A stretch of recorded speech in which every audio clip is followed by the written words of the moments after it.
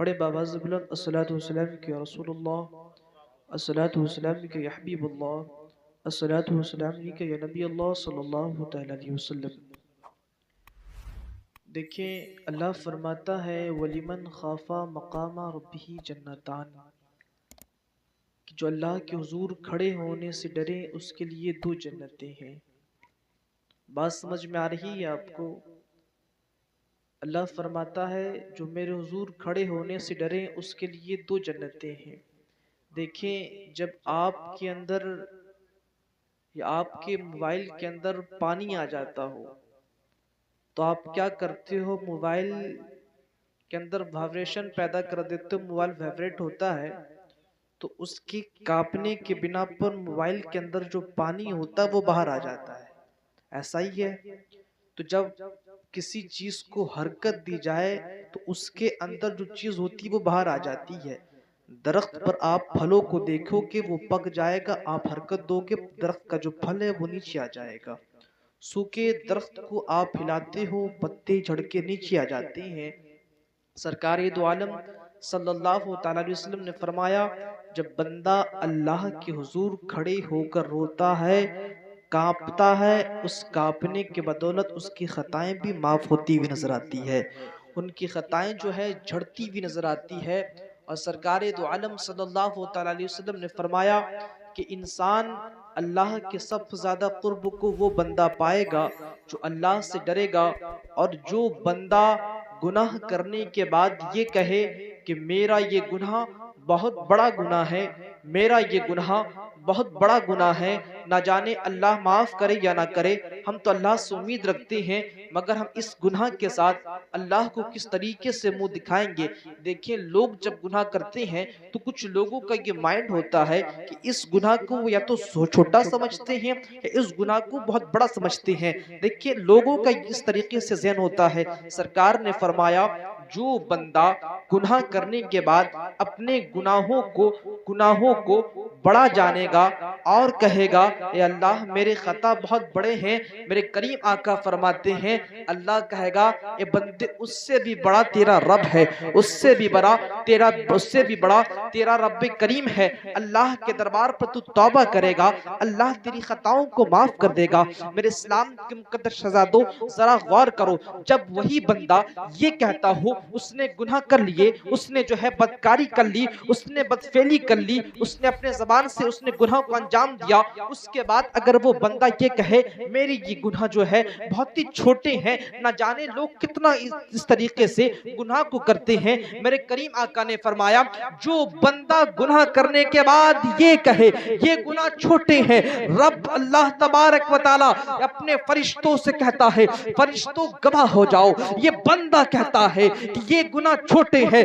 جو بندہ اپنے نزدیک چھوٹے گناہوں کو بھی چھوٹا جانتا ہے، اللہ تبارک و تعالی فرشتوں کے جھرمٹ پر اعلان کرتا ہے وہ گناہ سب سے بڑے ہیں جو بندے گناہ کرنے کے بعد گناہوں کو چھوٹا جانتے ہیں۔ اس لیے اسلام کے مقدس شہزادوں اپنے گناہوں کو چھوٹا نہ جاننا، اپنے گناہوں کو عام نہ سمجھنا، بلکہ تمہیں رونا ہے، تمہیں گڑ گڑانا ہے، اپنے آنکھوں سے آنسو بہانا ہے۔ اللہ اللہ آپ کیا دیکھتے ہو؟ آپ کسی کے لیے آنسو بہاتے ہو، وہ بھول جاتا ہے، آپ کو اگنور کر دیتا ہے، آپ کے آنسوؤں کی اہمیت نہیں ہے، مگر آپ کے آنسوؤں کی اہمیت اگر اللہ کے لیے بہاتے ہو آپ کے آنکھوں کی اہمیت بڑھتی ہوئی نظر آتی ہے۔ سرکار نے فرمایا جب کوئی بندہ اللہ کے خوف سے روتا ہے اللہ اس کے آنکھ کے آنسو کا یہ مقام کر دیتا ہے، اس کے آنکھ کے آنسو کے مرتبے کو اتنا بلند کر دیتا ہے کہ جہنم کی آگ کو اس کے آنکھ کے آنسو سے بجھاتا ہوا نظر آتا ہے۔ آپ کہو گے جہنم کی آگ کو بجھانے کے لیے تو پانی بھی کافی ہے، تو سنو اللہ تبارک و تعالی نے 7000 سال تک جب جہنم کی آگ کو بھڑکایا، جب اللہ نے 7000 سال تک اللہ تبارک و تعالی نے جہنم کو خوراک دی اور عروج پانے کے لیے کہا، تو جہنم کی جو آگ تھی اللہ اللہ وہ سرخ ہو گئی، لال ہو گئی. پھر اللہ نے اور بھڑکایا 1000 سال اور بھڑکے. اس کے بعد جہنم کی جو آگ ہے وہ سفید ہو گئی. اللہ نے اور بھڑکایا 1000 سال بھڑکانے کے بعد اس کے بعد اس آگ کا جو رنگ ہے وہ کالا ہو گیا، کالا، پورے طریقے سے کالا. اس کے اندر اجالا نہیں دیکھی جا سکتی، چاروں طرف سے اس کے وجود میں سیاہی ہے. اللہ اللہ اللہ اکبر. آپ کو معلوم ہے سرکار نے فرمایا جس طریقے سے اللہ تبارک و تعالیٰ نے پہلے خوراک دیا، اب بھی جہنم کو خوراکیں مل رہی ہے، اب بھی جہنم کو جو ہے اللہ تبارک و تعالیٰ عروج دے رہا ہے روز بروز. وہ جو جہنم کی آگ ہے ڈینجر ہوتی ہوئی جا رہی ہے. آپ کو معلوم ہے کہ جہنم کی آگ کی بات کر رہا ہوں، وہ جہنم کی آگ ہے جس کے بارے میں سرکار نے فرمایا جہاں پر سورج نکلتا ہے وہاں پر جہنم کی آگ کو رکھ دیا جائے اور وہ سوئی کے نوک کے برابر ہو، اور پھر ایک بندے کو وہاں پر کھڑا کر دیا جائے جہاں سورج ڈوبتا ہے. سرکار نے فرمایا اللہ اللہ اس بندے کو دھوپ کی تپش برداشت نہیں ہوگی، وہ بندہ پگھلتا ہوا جائے گا. سرکار نے فرمایا جہاں سے سورج نکلے وہاں سے لے کر تو اس کے بعد اگر تم اپنے کسی انسان کو یا کسی پہاڑ کو وہاں رکھ دو جہاں پر سورج ڈوبتا ہے، سرکار فرماتے ہیں پہاڑ ریزہ ریزہ ہو جائے گا. اللہ اللہ. آپ کو معلوم ہے ایک چھوٹا سا قطرہ، ایک چھوٹے سا قطرہ اگر دنیا پر آتا ہے تو زمین کے سینے کو چیرتا نظر آتا ہے، انسانوں کو جو ہے اپنے وش پر کر کر اسے پگھالتا نظر آتا ہے. آپ کو معلوم ہے جب حضرت آدم علیہ السلام دنیا پر آتے ہیں، دنیا پر آنا ہوتا ہے، اس کے بعد آگ کی ضرورت ہوتی ہے. اللہ اللہ. حضرت جبریل امین جہنم سے آگ کو لے کر آتے ہیں، جو بہت ہی چھوٹے سے قطرے کے، بہت ہی چھوٹا سا جو آگ لے کر آتے ہیں، بہت ہی چھوٹا سا بند ہوتا ہے. اللہ اکبر. سوئی کے نوک کے برابر اللہ تبارک و تعالیٰ کے حکم سے جبریل امین دنیا پر آگ کو لاتے ہیں، پھر زمین پر رکھنا ہوتا ہے. وہ آگ جہنم کی زمین کے سینے کو چیرتی نظر آتی ہے، پھر اپنی جگہ پر پہنچ جاتی ہے. پھر وہ فرشتہ اللہ کے حکم سے جنت پر جاتا ہے، جنت کے پانی سے 70 بار نہلاتا ہے، پھر آ کر دنیا پر آتا ہے. آنے کے بعد زمین کے سینے پر رکھتا ہے. جو ہی رکھنا تھا پھر زمین کے سینے کو وہ آگ چیرتی ہوئی اپنی جگہ پر پہنچتی نظر آتی ہے. کئی بار اس طریقے سے کیا گیا. وہ اللہ کا بندہ، وہ اللہ کا فرشتہ بار بار جاتا، 70 بار نہلاتا، پھر دنیا پر آتا. پھر دنیا پر آنے کے بعد جو ہے آگ کو رکھتا. اللہ اللہ. زمین کے سینے کو چیرتی ہوئی پھر وہ اپنی جگہ پر پہنچ جاتی. اللہ تبارک و تعالیٰ سے جبریل امین نے عرض کیا اے اللہ اس آگ کو ہم بندوں کے درمیان کس طریقے سے تقسیم کرے؟ تو اللہ نے کہا میرے بندے آدم سے کہہ دو ہم نے پتھروں میں بھی آگ رکھا ہے، ہم نے لکڑیوں میں بھی آگ رکھا ہے. وہ پتھروں کو جمع کرے اور ایک پتھر کو دوسرے پتھر سے ملائے، اللہ تبارک و تعالیٰ اس میں آگ پیدا فرمائے گا. آپ کو معلوم ہے وہ آگ جسے اللہ جسے ایک فرشتہ بار بار جنت کے پانی سے نہلاتا ہے، جہنت کے پانی سے نہلانے کے باوجود جہنم کی آگ کو بجھا نہیں سکتا. سرکار فرماتے ہیں، کیا فرماتے ہیں آپ کو معلوم ہے میری امت کی آنسو جہنم کی آگ کو بجھانے کے لیے کافی ہے. آپ کو معلوم ہے حشر کے میدان کے بارے میں رسول کریم فرماتے ہیں کہ حشر کے میدان قائم ہوگا، تمام نبی وہاں پر موجود ہوں گے، تمام صدیقین وہاں پر موجود ہوں گے، گنہگار موجود ہوں گے. اللہ اللہ. میری امتیں بھی موجود ہوگی. اللہ اللہ. حضرت آدم علیہ السلام ایک بلند مقام پر کھڑے ہو کر اپنے تمام اولادوں کو دیکھیں گے. اللہ اللہ. جب وہ یہ دیکھیں گے کہ امت محمدیہ جو ہے نفسی نفسی کے عالم پر ہے تو حضرت آدم علیہ السلام رسول کریم کو پکاریں گے اور کہیں گے کریم آقا آپ کی امتی نفسی نفسی کے عالم پر ہے، آج آپ کی امتیوں کی طرف جو ہے آگ جا رہی ہے، وہ آگ جا رہی ہے، آپ کی امتی اسے واسطہ دے رہی ہے. اللہ اللہ. آپ کی امتی واسطہ دیتی ہے آگ رک جا تجھے نمازوں کا واسطہ ہے، اے آگ رک جا تجھے زکوٰۃ کا واسطہ ہے، اے آگ تو رک جا تجھے ہماری عبادتوں کا واسطہ ہے۔ لیکن کریم آقا وہ آگ رکتی نہیں ہے۔ رسول کریم جب سنیں گے اللہ سب کچھ چھوڑ کر اپنے اس امتی کے حلقے پر چلے جائیں گے، اور جانے کے بعد کہیں گے جبرائیل کیا معاملہ ہے؟ اللہ جبرائیل امی کہیں گے اے اللہ کے رسول آپ فرمائیں آپ کیا چاہتے ہو؟ اللہ آپ کو عطا کرے گا، چونکہ اللہ نے فرمایا وَلَا سَوْفَ يُعْطِيكَ رَبُّكَ فَتَرْضَىٰ، محبوب ان قریب تیرا رب تجھے اتنا دے گا کہ تم خوش ہو جاؤ گے۔ محبوب آپ مانگے آپ کی چاہت کیا ہے؟ رسول کریم فرماتے ہیں میری خوشی تو اسی میں ہے کہ میرے تمام امتیوں کو جنت کے حوالے کر دیا جائے۔ سبحان اللہ، نعرہ تکبیر، نعرہ رسالت، نعرہ رسالت، مسلک اعلی حضرت، مسلک اعلی حضرت سید مدثر میاں صاحب قبلہ، نعرہ تکبیر۔ آج ہمیں ضرورت ہے اپنے اللہ کے سامنے گڑ گڑانے کی، اللہ کی حضور رونے کی۔ ہم دوسروں کے لیے آنسو ضرور بہاتے ہیں مگر اس آنسو کی کوئی اہمیت نہیں ہے۔ آپ کو معلوم ہے اس وقت جبرائیل امی کہیں گے میرے کریم آقا کیا چاہیے؟ کریم آقا کہیں گے میں چاہتا ہوں اس جہنم کی آگ کو بجھا دی جائے۔ کون سی جہنم کی آگ ہے؟ وہی جہنم کی آگ ہے جسے حضرت جبرائیل امی آدم علیہ السلام کے لیے لے کر آئے تھے۔ اب وہ پانی کہاں سے لے کر آئے؟ اللہ چونکہ جب جنت میں ایسا پانی نہیں تھا تو دوزخ کی آگ کو بجھا سکے، لیکن حضرت جبرائیل امی پھر جنت پر جاتے ہیں، جنت کے ایک مکان سے، جنت کے ایک مقام سے ایک تشتری کو لے کر آتے ہیں، ایک پیالے کو لے کر آتے ہیں اور کہتے ہیں کریم آقا اسے لے اور جہنم کی آگ پر دے مارے۔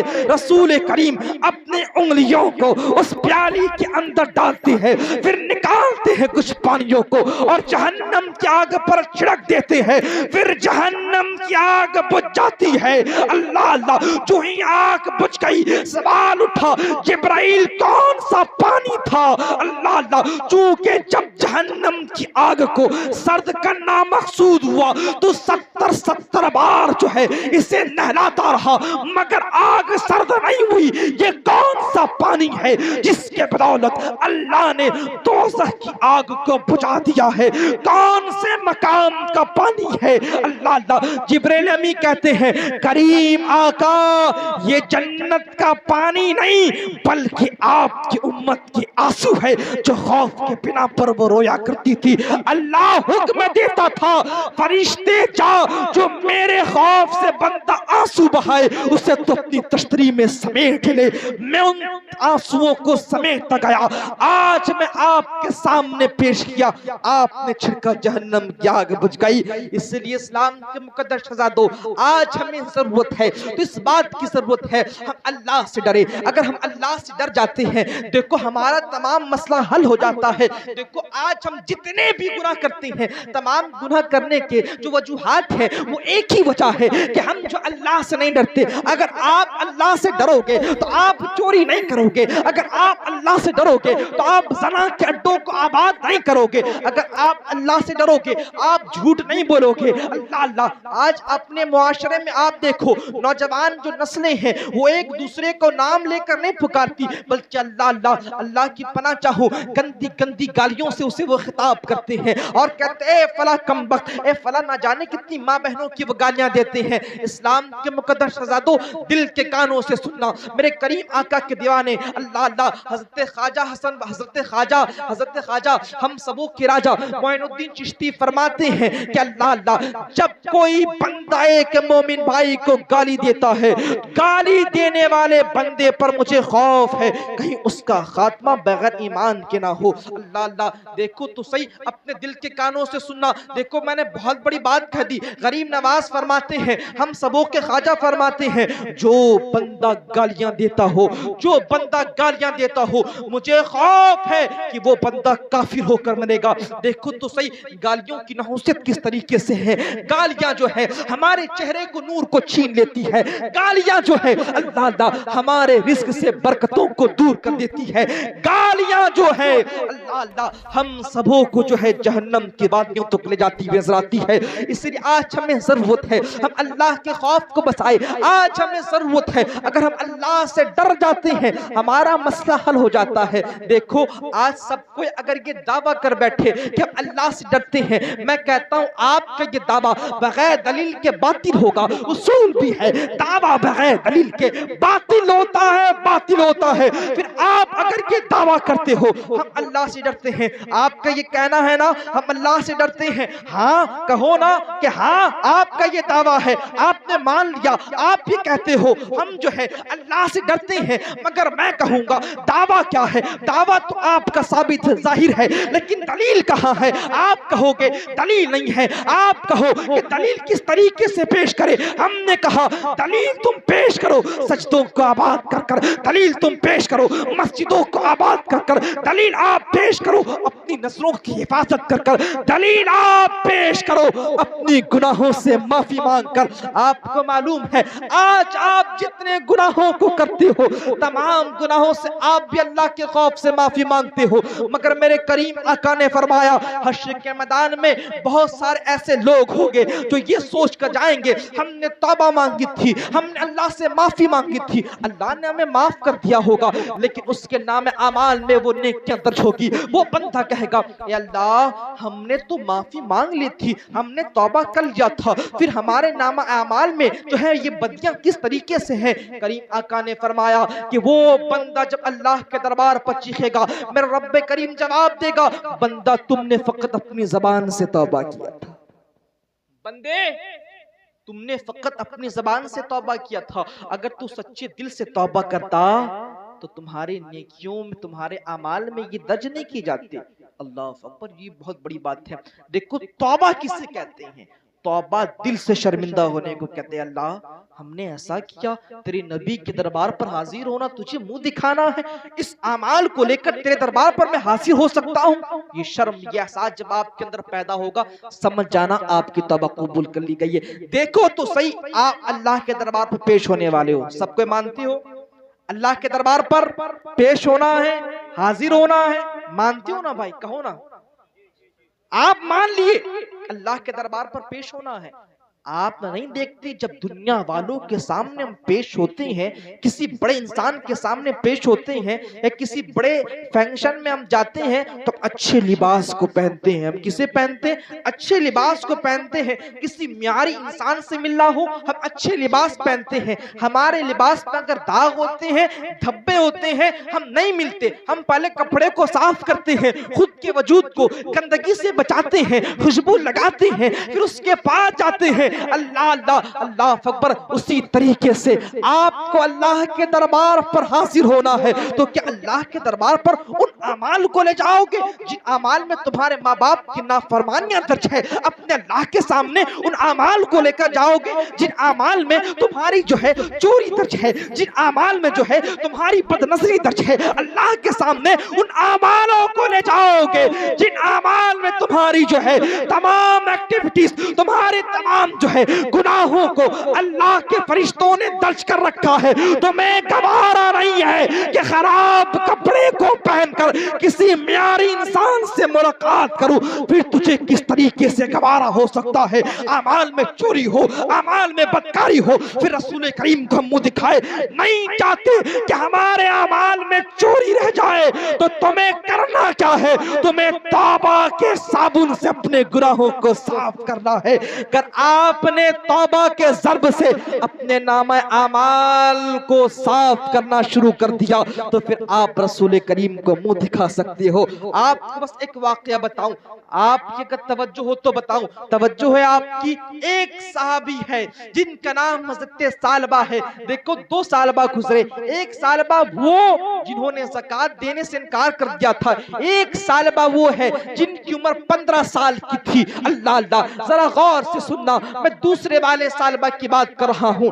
اللہ اکبر. ان کی عمر اگرچہ 15 سال کی تھی مگر انہوں نے مصطفیٰ کریم کے قرب کو پایا تھا. انہوں نے مصطفیٰ کریم کے قرب کو پایا تھا. جب رسول کریم کے دربار پر کسی چیز کو پیش کرنا ہوتا سالبہ حاضر ہوتے, کہیں پر بھیجنا ہوتا سالبہ کو حکم ہوتا سالبہ جاؤ فلاں چیز کو تم لے کر آؤ. اللہ اللہ. آپ کو معلوم ہے ایک دن حضرت سالبہ کو رسول کریم نے کسی کام سے بھیجا, سالبہ جاؤ اس کام کو کر کے آنا. اللہ اللہ. حضرت سالبہ جاتے ہیں لیکن راستے پر ایک عورت نہا رہی تھی. توجہ کے ساتھ سننا, ایک عورت نہا رہی تھی. اللہ اللہ. وہ پردہ ہوا کے جھونکے سے اڑتا ہے. اللہ اللہ. حضرت سالبہ اس عورت کو دیکھ لیتے ہیں, چونکہ ایک نگاہ انہوں نے دیکھی تھی. پھر شیطان وسوسوں کو لاتا ہے. اس کے بعد حضرت سالبہ پھر اس عورت کو دیکھ لیتے ہیں. اب دوبارہ دیکھنا ہوتا ہے. رسول کریم کا قول یاد آ جاتا ہے, رسول کریم کی بات یاد آ جاتی ہے, رسول کریم کی ذات یاد آ جاتی ہے کہ میں تو کام نبی کا کرنے کے لیے آیا تھا مگر شیطانوں والا کام میں نے آج کی ہے. اللہ اللہ. نہ جانے رسول کریم کو اس کی خبر ہو چکی ہوگی. اللہ تبارک و تعالیٰ نے میرے منافقیت کے بنا پر, میرے اس نفاق کے بنا پر اللہ تبارک و تعالیٰ نے میرے متعلق وہی بھیج دی ہوگی. اللہ اکبر. وہ صحابی رسول ڈر جاتے ہیں اور اپنے وہاں سے اپنے جو ہے شہر سے نکل پڑتے ہیں. نکلنے کے بعد جو ہے وہ جو ہے ایک پہاڑ کی وادی پر اپنے مقام کو بناتے ہیں, اپنے مکان کو بناتے ہیں اور روز وہیں پر روتے ہیں. ادھر رسول کریم نماز سے فارغ ہوئے اور کہتے سالبہ کہاں ہے. اللہ اللہ. دیکھو تو صحیح, محبوب کریم اسے ڈھونڈتے ہیں. ڈھونڈنے کے بعد جب وہ نہیں ملتے صحابہ کرام کو کہتے ہیں جاؤ بازاروں میں, جاؤ دیکھو بازاروں میں کہاں ملے گا. تمام صحابہ نکل پڑتے ہیں, بازاروں میں دیکھتے ہیں مگر سالبہ نظر کہیں نہیں آتے. اللہ اللہ. پھر حضرت سلمان فارسی, اللہ اکبر, حضرت سلمان فارسی اور حضرت عمر فاروق یا حضرت ابوبکر صدیق کو رسول کریم نے حکم دیا کہ شہر سے باہر جاؤ اور دیکھو میرا سالبہ کہاں ہے. اللہ اکبر. آپ کو معلوم ہے وہ دونوں صحابی جاتے ہیں. جانے کے بعد جو ہے ایک چرواہے سے ملاقات کرتے ہیں. اس چرواہے سے کہتے ہیں کہ تم نے سالبہ کو دیکھا ہے. وہ کہتا سالبہ کون ہے, اس کی صفت کیا ہے, وہ بندہ کیسا ہے. وہ کہتے اس کی عمر جو ہے 15 سال کی ہے. وہ بندہ جو ہے ہمارے گھر سے 40 دن سے جو ہے وہ غائب ہے. اللہ اللہ. اس کی عمر اتنی ہے, اس کی شکل اس طریقے سے ہے, اس کی جوانی جو ہے ابھی ابھر رہی ہے. اللہ اللہ. وہ کہتا ہے میں نہیں جانتا سالبہ کون ہے مگر جو جن جن صفتوں کے بارے میں تم نے ذکر کیا ہے اس صفت والے بچے کو میں جانتا ہوں. وہی بچہ ہے نا جو روتا رہتا ہے. اللہ اللہ. کہ تم جانتے اس بچے کو. کہتا میں اس بچے کو نہیں جانتا لیکن 40 دن سے میرے پاس ایک وہ بچہ آتا ہے جو روتا رہتا ہے, اپنے گناہوں پر چیختا رہتا ہے. کہتا تمہارے پاس آ کر کرتا کیا ہے. اللہ اللہ. چرواہا کہتا ہے میرے پاس آتا ہے, دودھ پیتا ہے,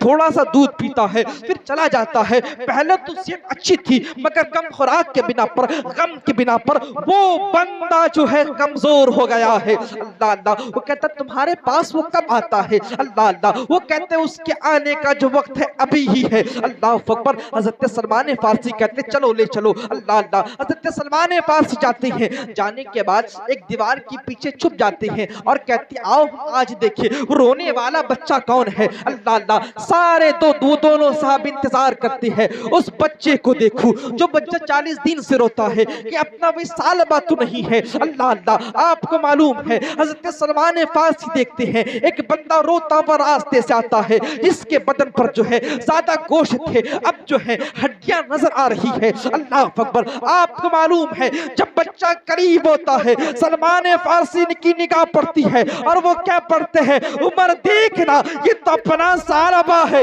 اللہ اللہ. حضرت عمر فاروق کہتے ہیں رک جاؤ ابھی ہم باہر نہیں نکلتے. اللہ اللہ. وہ پورے ماجرے کو دیکھتے ہیں. حضرت سالبہ آتے ہیں. آنے کے بعد جو ہے دودھ کے پیالی اٹھاتے ہیں اور پینے لگتے ہیں مگر آنکھوں سے آنسو اب تک جاری ہے. اللہ اللہ. ان کی آنکھوں کا آنسو جو ہے دودھ پر ملتا نظر آتا ہے. وہ کہتے ہیں وہ جو ہے بولتے ہیں اللہ قسم ہو گیا اب ہمارا کیا ہوگا. حضرت سلمان فارسی نکلتے ہیں اور کہتے سالبہ تو پہاڑوں پر کیا کرتا ہے. حضرت سلمان فارسی نے جو ہی سوال کیا؟ انہوں نے سلمان فارسی کو دیکھ لیا، انہوں نے سوچا رسول کریم نے جو ہے پکڑنے کے لیے بھیجا ہوگا، مجھے سزا دلوانے کے لیے بھیجی ہوگی، اللہ نے میرے منافقت کو، میرے اس نفاق کو قرآن میں ذکر کر دیا ہوگا، اب جو ہے یہ مجھے دونوں پکڑنے جائیں گے۔ اللہ اللہ، حضرت ثعلبہ کہتے ہیں میرے قریب نہ آنا، میں نے گناہ کر لیا ہے، میرے قریب نہ آنا، میں گنہگار ہوں۔ اللہ اللہ، جو ہی بندہ وہ کہتا ہے میں گنہگار ہوں، اللہ نے میرے نفاق کو، نبی کریم کو جو ہے اس کا پیغام بھیج دیا ہوگا، اب تو رسول کریم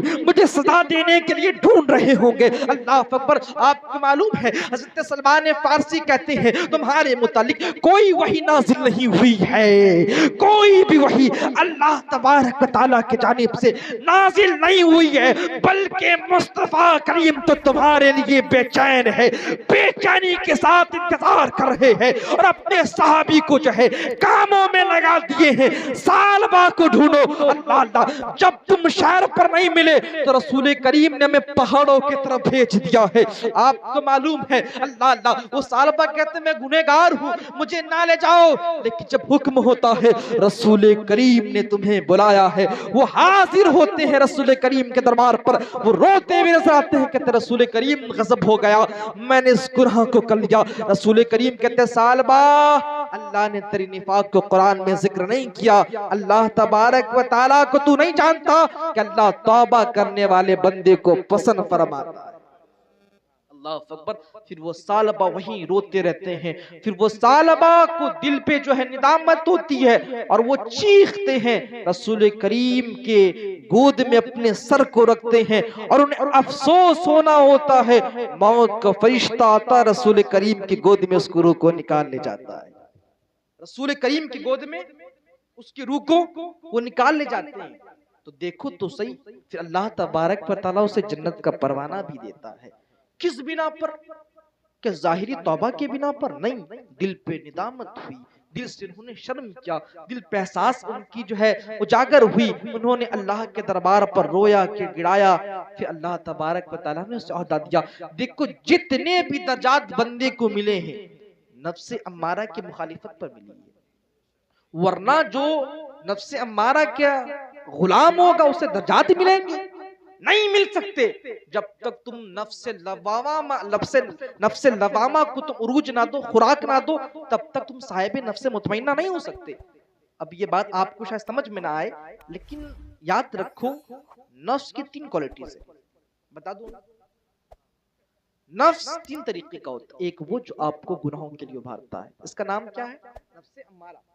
نفس امارہ، اس کا کام کیا؟ تو گناہ کے لیے ابھارتا ہے، میں اکثر بتاتا ہوں۔ اس کے بعد نفس لوامہ آتا ہے، یہ آپ کو نیکیوں کے لیے ابھارتا ہے۔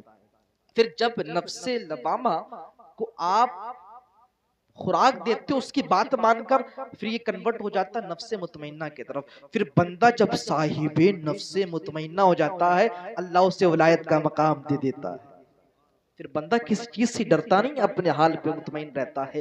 اس لیے اسلام کے مقدس شہزادوں، آج ہمیں ضرورت ہے تو اللہ کے سامنے ڈرنے کی، آج ہمیں ضرورت ہے۔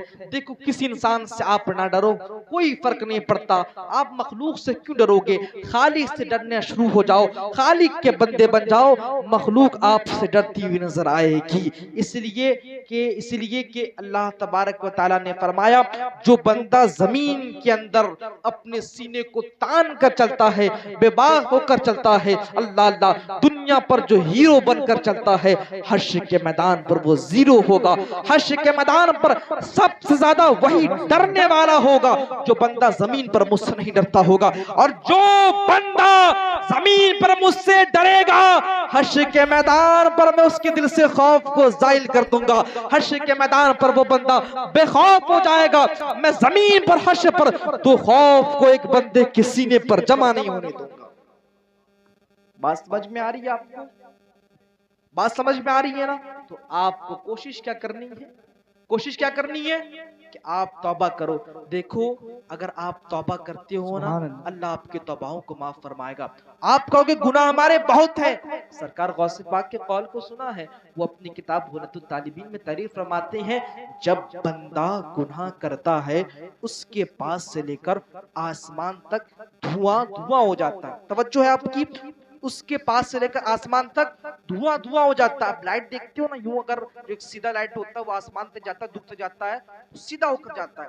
تو جب بندہ گناہ کرتا ہے تو اس کے وجود سے لے کر آسمان تک دھواں دھواں ہو جاتا ہے. کریم آقا صلی اللہ علیہ وسلم کے شہزادے حضور غوث پاک فرماتے ہیں جب بندہ اللہ کے سامنے اپنے گناہوں سے پورے دنیا کو دھواں دھواں کر حاضر ہو، اللہ کے سامنے پیش ہو، پھر اس کے دل پر جو ہے شرمندگی آئے، پھر اللہ کے دربار پر وہ معافی مانگے، اللہ اسے معاف فرما دے گا.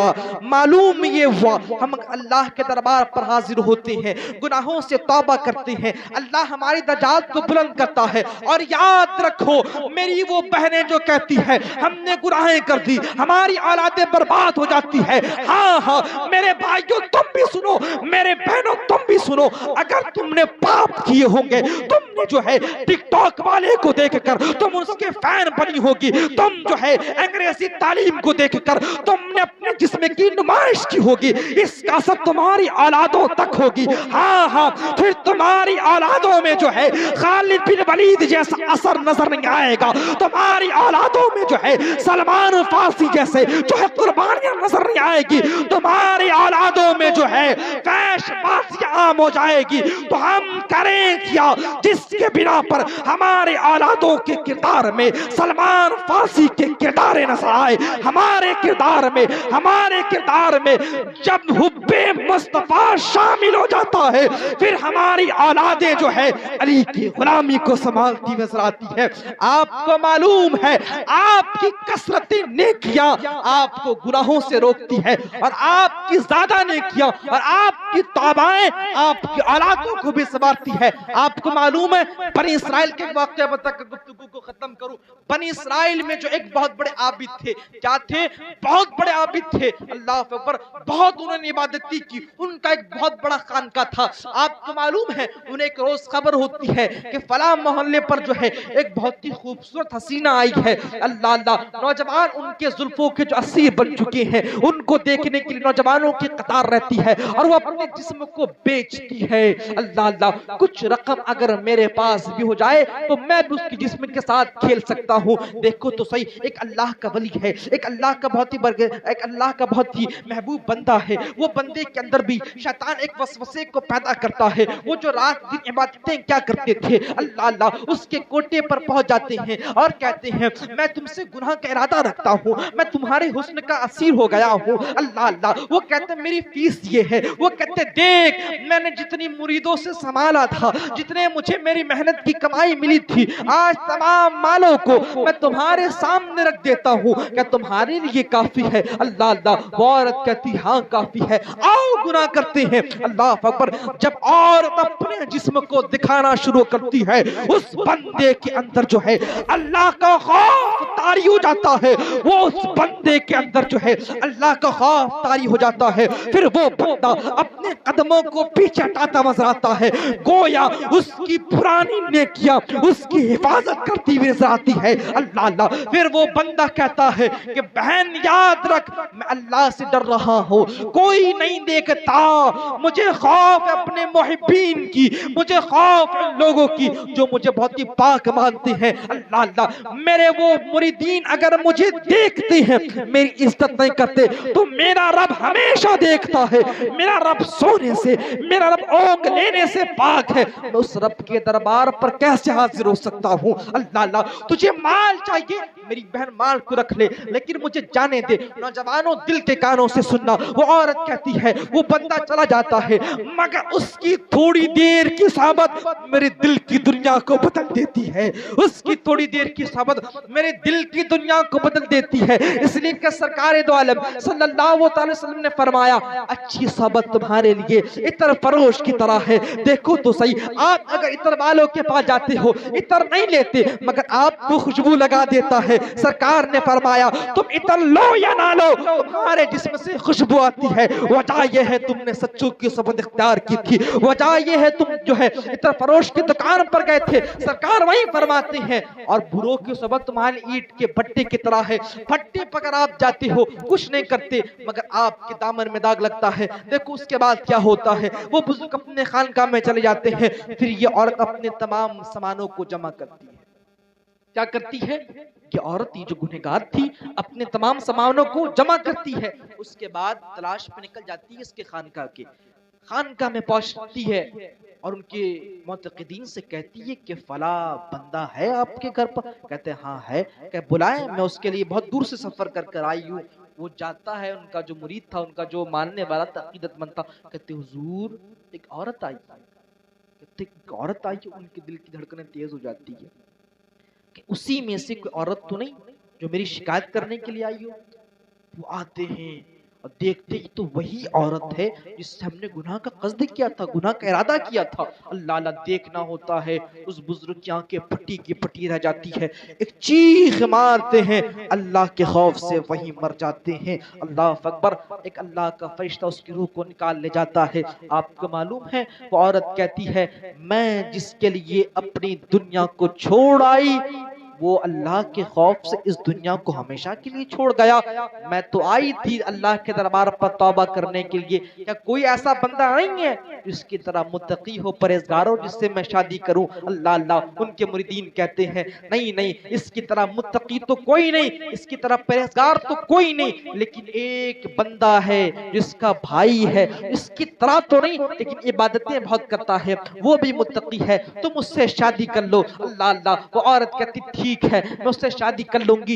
آپ کو معلوم ہے میری بہنوں توجہ کے ساتھ سننا، جب اس عورت جو ہے، جب وہ عورت اس بندے سے شادی کرتی ہے پھر اس سے 3 اولادیں پیدا ہوتی، 3، اور اللہ تبارک و تعالی ان تینوں کو نبوت عطا فرماتا ہوا نظر آتا ہے۔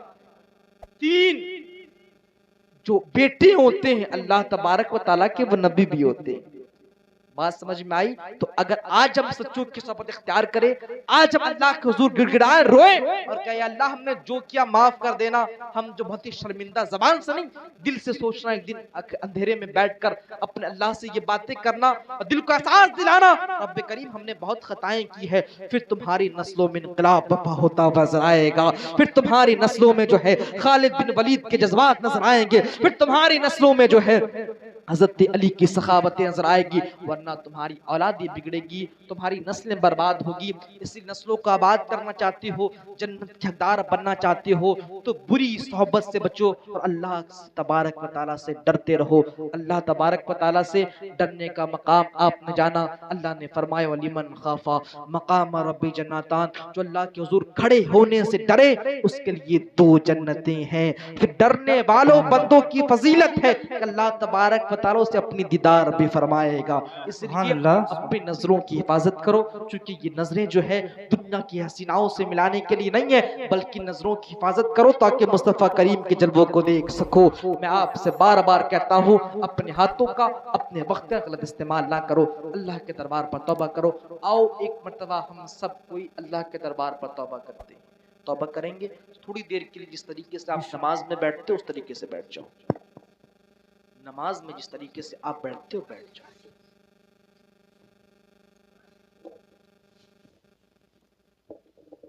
اور تھوڑی دیر کے لیے اپنے بڑے بڑے گناہوں کو یاد کرو جو تم نے کیے ہیں، اور اپنے دل پہ یہ سوچو کہ اللہ کے دربار پر ان گناہوں کو لے کر پیش ہوں گا، حاضر ہوں گا، اپنے گناہوں پر شرمندہ ہو، پھر انشاءاللہ ہم توبہ کریں گے۔